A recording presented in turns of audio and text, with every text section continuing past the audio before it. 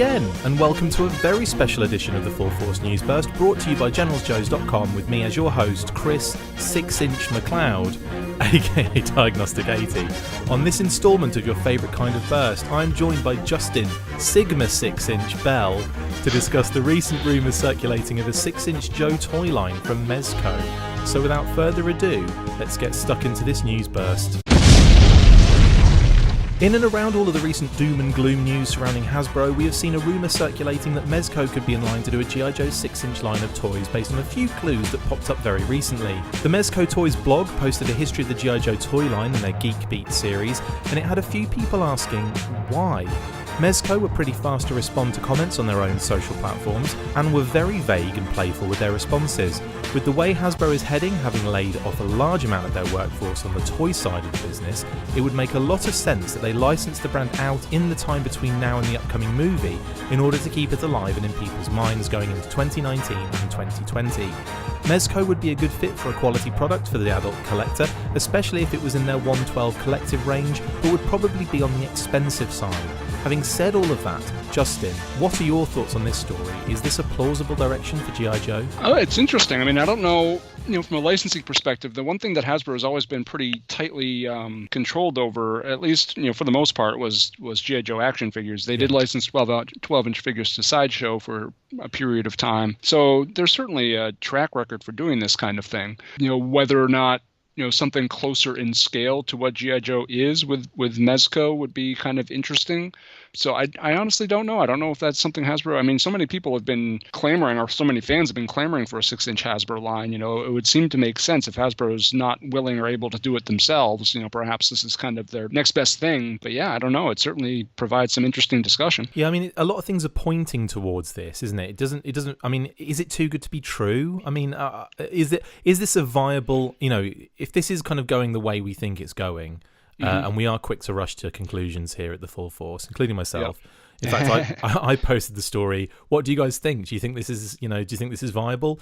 So I kind of, in my head, I'm already thinking, well, yeah, Mezco doing a 6-inch line.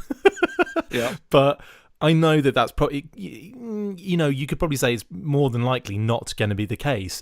But the romantic in me is feeling like this is a really plausible direction. Yeah.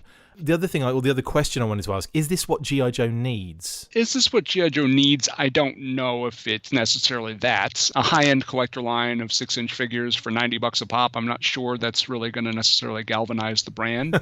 But, I mean, they are, we've got collectors out there right now clamoring for something to kind of fill their G.I. Joe void. And I think it would be from a personal perspective, I've got a few of the Mezco 112 figures, and they're pretty awesome. Yeah. They're really bad. Yeah. Just the construction of the figures, the articulation, the way they've kind of got the uniforms, within scale, yet still flexible enough to move. It's almost the perfect blend of fabric and action figure. And I would be really ecstatic to see what they could do in some kind of G.I. Joe branded line. That being said, I think they'd have to tweak a few little things, maybe modernize the figures a little bit, not too much. Like the Daredevil's primarily what I've got from Mezco, and both figures are kind of certainly familiar. They look like Daredevil, but there are some subtle tweaks, to the uniform fabric and to some knee pads and stuff like that make them look a little bit more modern. So I could see them doing some similar stuff like that. But I don't know if it's necessarily going to completely revitalize the G.I. Joe brand, but it could be an interesting way to appeal to collectors in kind of a downward time when there's no product at retail and no collectors club in existence to cover those bases. That's in a format that Hasbro doesn't seem to be addressing, at least not right now, in that 6-inch scale. So it could really kind of cover a lot of different bases for Hasbro from a collector perspective, but I don't necessarily think it's going to make G.I. Joe all of a sudden an explosion at retail. Obviously, this is just a discussion based on, some kind of speculative rumor that's popped up. There's nothing in this that's solid. We're just kind of playing off what we've seen online. Well, I don't know what the saying is, but a thirsty man will drink in a mud puddle or whatever. It's that kind of thing. We're so thirsty for G.I. Joe news, we'll grasp whatever we can and hold on tight. So I think that's kind of what's going on here. It may just be a blog post, and it may just be a couple of little minor coincidences. But, when it comes to social media, when it comes to stuff like that, the people that put those posts up they don't do it in a vacuum. So it's pretty rare that a company like Mezco is going to just kind of throw out a post about G.I. Joe on their blog without having some kind of, reason behind it, whether it's they've signed a licensing agreement with Hasbro already, or whether they're trying to do so. I mean, that might be part of this too. Maybe they're gauging, they're trying to get the fandom to speak on their behalf or something. So there may not be anything signed yet, and there may never be, but maybe Mezco's trying to convince Hasbro to do it. So maybe if they hear this. Yeah, there you go. Hasbro, put down those pink slips and call Mezco, would you? Yeah, exactly. This needs to happen. Well, okay, so one of the other things that does concern me, but it always concerns me when we've got like a reboot or a redo or a reimagining or anything like that. I know what you're going to say already, but we're coming back to the same characters, aren't we? I mean, there's no doubt about it. They're going to start with the famous ones, with the ones that have got 60 plus figures each. We're going to be getting Duke, we're going to be getting Cobra Commander, we're going to be getting Scarlet, Snake Eyes, Storm Shadow, Cobra Commander, Destro, Baroness. I mean, even if we did get that whole lineup, I'd be surprised. I mean, what are your thoughts on this? Do you think? I mean, Mezco aren't going to go really obscure, are they? No, I would hope they'd at least get into kind of the second tier, maybe. But with the way things have gone, rock and roll. Flint is probably arguably first tier still, but Flint exactly. Would be a brilliant Mezco figure, wouldn't he? Yeah, he would. I feel like Flint and Duke could be quite good as that kind of grizzled-faced kind of Batman style. You know, like the Dark Knight Returns Batman has just. I just got this feeling that they're going to go with like that kind of face for Duke or Flint, like kind of like angry kind of face. Yeah. Carry on. Sorry. Yeah, I could see that. No, that's fine. I think that would make a lot of sense. And so, I mean, part of me would love for them to kind of get into that segment, but on the other hand, they want to sell this to as many people as possible. And somebody, going on Big Bad Toy Store or whatever and looking for Mezco G.I. Joe is going to buy a Snake Eyes or a Duke way before they buy, a Stalker or a Rock and Roll. So we have to keep that in mind as well. Yeah, I mean, we might be getting ahead of ourselves here as well by already suggesting what characters Mezco can do. Yeah, exactly. The reason we're having this conversation in the first place is just because, like you said before, we're starved of any kind of product to a degree. That sounds a little bit spoiled when you think about the fact that the club have just given us news of their pre-orders for mid-November. Oh, exactly. We've still got another 24 figures before the end of the year. And we're like, oh, there's no product. There's nothing for us. We want Mezco to do it. Exactly. It's ridiculous.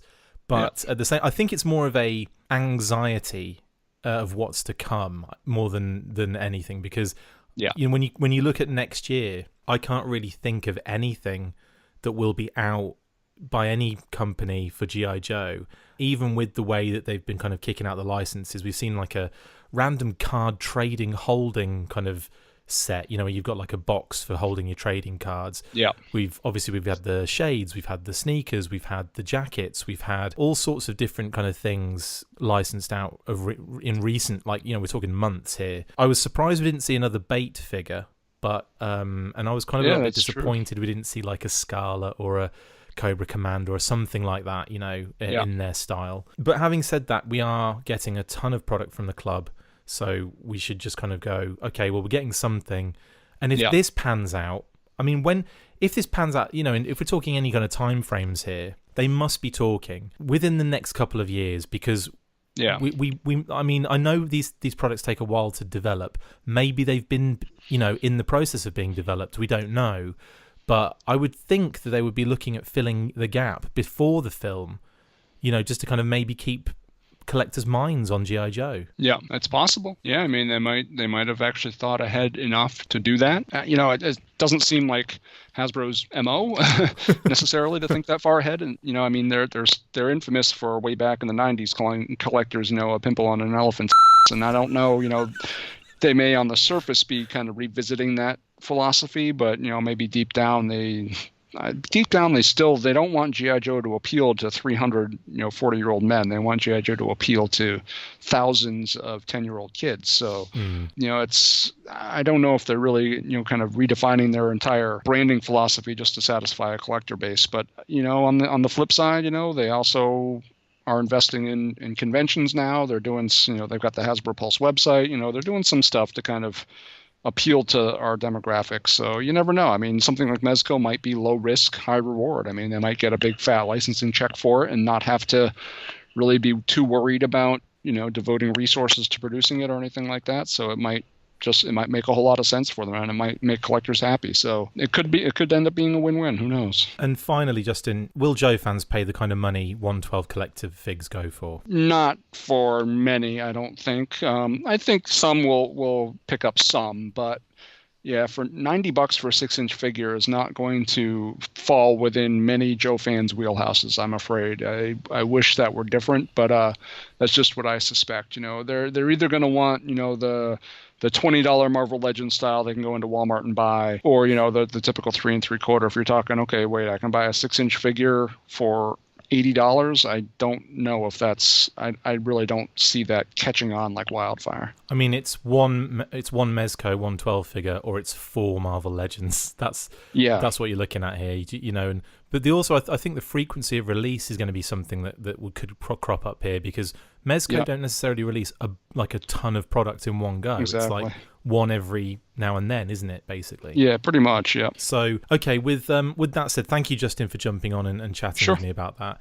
Again, we have to kind of reiterate this. This is simply just a rumour that popped up.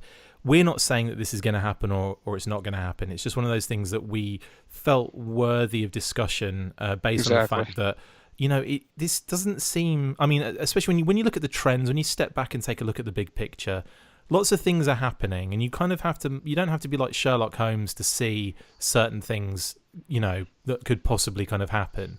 So when one or two people start talking about it and it starts kind of catching, a bit of, momentum, then I feel like, we should be jumping on this and talking about it. So before anyone kind of goes, why are you guys saying there's going to be a Mezco 6-inch line with no... It's like, we're all speculation on the Full Force. That's what we do. Anyway, Justin, thanks for jumping on, mate. Really appreciate it. That's it for this installment of the Full Force News Burst. Thank you to my wonderful co-host, Justin Bell. See you next time. And as always, Sigma 6. I mean, Full Force. Make sure you get involved with the discussion by liking, sharing and commenting on these videos, and as always you can keep up with the show after listening by following on Twitter @TheFullForce, liking the Facebook page facebook.com/TheFullForce, and if you would like to contact the show you can message us on either of these platforms with feedback, questions, or to say, who do you think you are? A serious operation now? No, not even close. Look out for more of these news bursts that we are posting on the Facebook page from now on. Full Force.